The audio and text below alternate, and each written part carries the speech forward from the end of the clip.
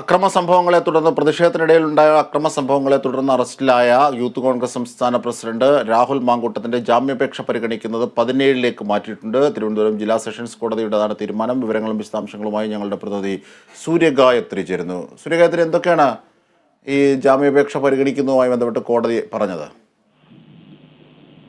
അജിൻഷാദ്, ആരോഗ്യ പ്രശ്നം ഉന്നയിച്ചുകൊണ്ട് തന്നെയാണ് രാഹുൽ മാങ്കൂട്ടത്തിൽ ഹർജി നൽകിയത്.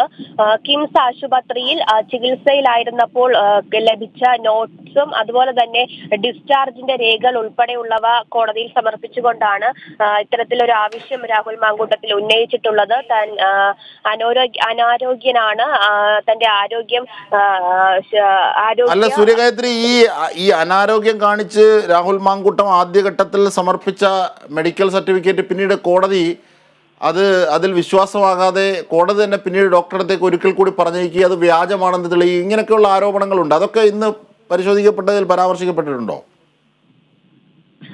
അജിൻഷാദ്, കോടതിയിൽ ആദ്യം ഇത്തരത്തിലൊരു ജാമ്യാപേക്ഷ നൽകിയ സമയത്ത് ആദ്യം ജാമ്യാപേക്ഷ നൽകിയതും ആരോഗ്യ പ്രശ്നങ്ങൾ ചൂണ്ടിക്കാട്ടിക്കൊണ്ട് തന്നെയായിരുന്നു. ആ സമയത്തും കോടതി വിദഗ്ധ പരിശോധനയ്ക്കായി പറയുകയും അതിനുശേഷം നൽകിയ ഇത്തരത്തിൽ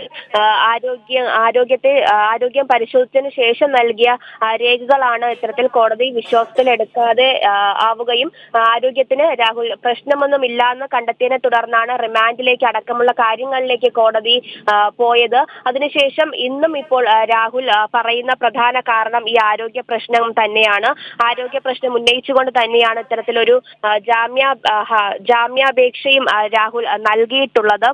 എന്തായാലും ജില്ലാ സെഷൻസ് കോടതി ആണ് ജാമ്യാപേക്ഷ പരിഗണിക്കുക. ഈ മാസം 17-ന് ജാമ്യാപേക്ഷ പരിഗണിക്കുവാൻ വെച്ചിരിക്കുന്ന കാര്യമാണ് ഇപ്പോൾ അറിയുവാൻ സാധിക്കുന്നത്.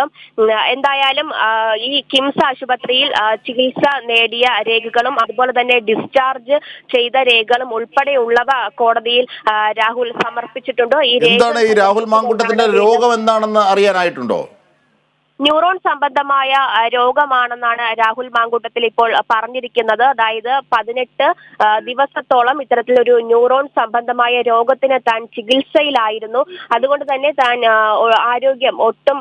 ആരോഗ്യപരമായി ഒട്ടും റെഡിയായിട്ടില്ല. ഇപ്പോഴും തനിക്ക് ആരോഗ്യ പ്രശ്നങ്ങൾ നേരിടുന്നുണ്ട്. താൻ അവശ നിലയിലാണ്. അതുകൊണ്ട് തന്നെ റിമാൻഡിൽ വിടരുത്, തനിക്ക് ജാമ്യം നൽകണമെന്ന കാര്യമാണ് രാഹുൽ ഇപ്പോൾ പറഞ്ഞിട്ടുള്ളത്. അജിംഷാദ്, ന്യൂറോൺ സംബന്ധം എന്ന് പറയുമ്പോൾ ഞരമ്പ് സംബന്ധിയായ രോഗം അല്ലേ?